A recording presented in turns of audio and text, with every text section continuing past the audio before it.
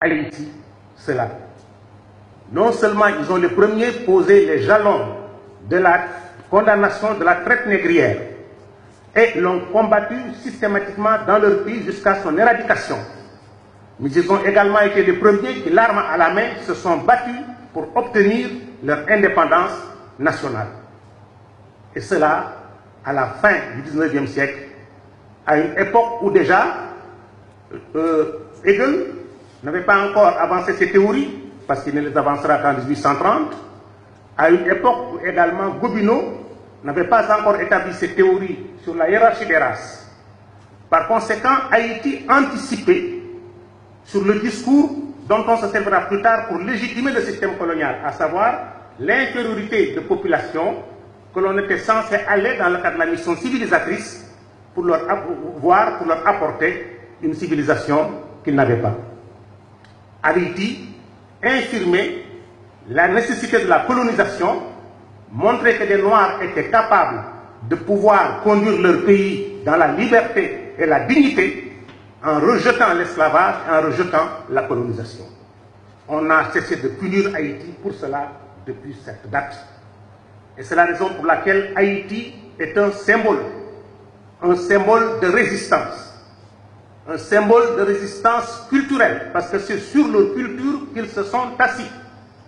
Dans les pays, dans les villages haïtiens, la tradition leur enseigne que quand ils sont morts, leurs ancêtres, leur corps, leur âme est transmise par les ondes jusqu'en Afrique, qui est considérée comme leur père-mère.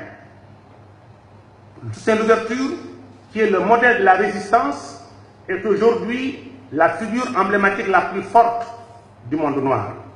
Vous savez comment on a fait? Le général Leclerc l'a finalement attiré dans un guet-apens, on l'a invité à un repas, on en a profité pour l'arrêter, on l'a ensuite mis dans un bateau, on l'a conduit au fort de Joux dans le Jura, où il va mourir dans des conditions atroces.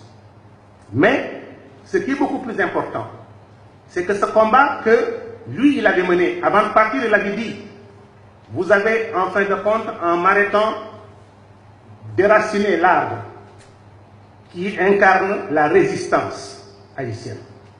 Mais cet arbre a de nombreuses racines dans le sol haïtien.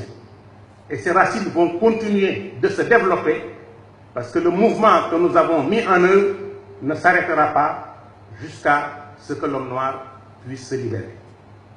Mais ce qui est beaucoup plus important, c'est que Haïti, puis ses successeurs, à savoir Christophe, Dessalines, Pétion, ne vont pas s'arrêter là.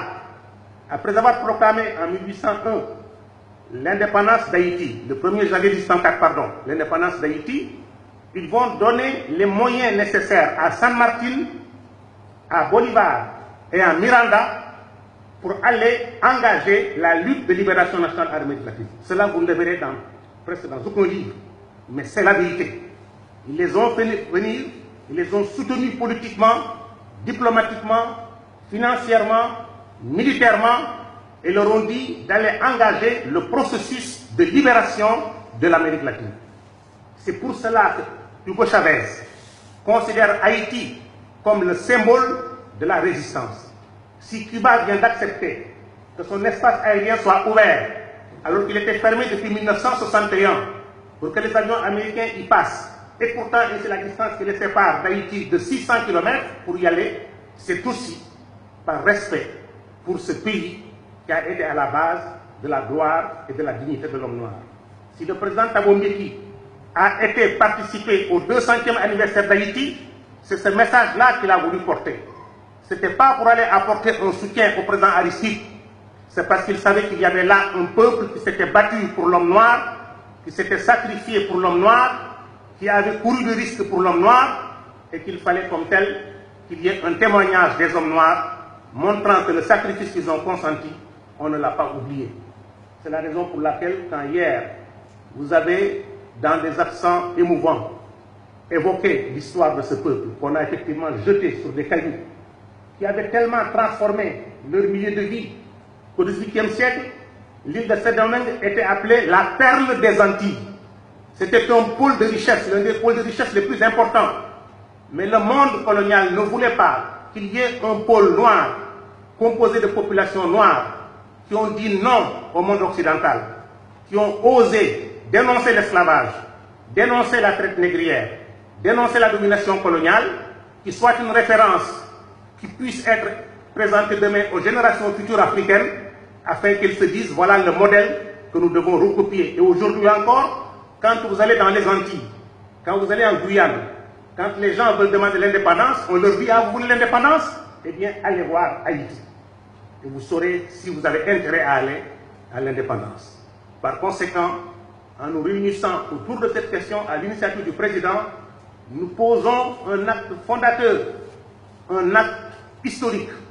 C'est chaque Sénégalais, c'est chaque Sénégalaise, c'est chaque Africain, à quelque milieu qu'il appartienne, qui doit considérer que ce qui se passe en Haïti le concerne. C'est notre race qui est là-bas aujourd'hui exposée à la souffrance. Une race qui, par sa dignité, nous a montré le chemin de la libération de l'esclavage, le chemin de l'indépendance nationale et qui, aujourd'hui, représente par conséquent une référence sublimale dont nos enfants doivent être fiers. Par conséquent, ce que vous avez proposé en disant que vous souhaitiez que l'Afrique leur accorde la possibilité, s'ils le désirent, de venir y trouver un cadre de vie qui les accueillerait fraternellement parce qu'ils appartiennent à la terre africaine qui est aussi leur patrie, est une idée extrêmement forte. J'ose espérer qu'ils pourront en mesurer la portée et la signification. Même s'ils ne l'acceptaient pas, que cette voix se soit fait entendre et qu'un Africain qui incarne ce que vous incarnez, c'est-à-dire un leadership fort, puissant et éclairé, l'ait dit alors que vous êtes dans l'exercice du pouvoir, me semble être quelque chose de particulièrement significatif. Haïti a joué un rôle important